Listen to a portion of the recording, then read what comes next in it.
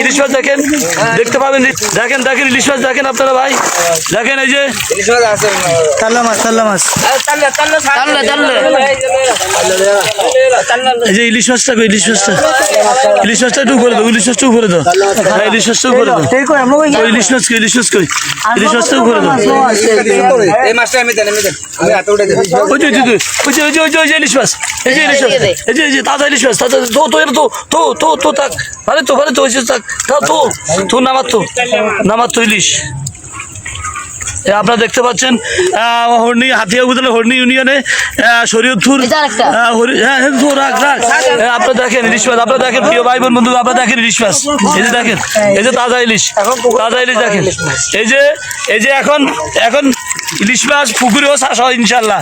আপনারা দেখেন প্রিয় ভাই বোন বন্ধুগণ, আপনারা দেখেন ইলিশ মাছ দেখেন, এই যে কত সুন্দর, আরো আছে অনেক ইলিশ মাছ আছে। এই ইলিশ মাছ আপনারা দেখেন, ইলিশ মাছ দেখার জন্য আপনারা শত শত মানুষ দর্শকরা অপেক্ষা করছে। আপনারা দেখেন ইলিশ মাছ, ভালো যাও, ইলিশ ভালো যাও, এই হিন্দি ভালো ভিডিও করুন, হ্যাঁ ভালো হ্যাঁ, আর আছে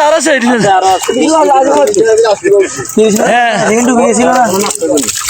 ওই তো আরো আছে ভালো ইলিশ চালা যাও।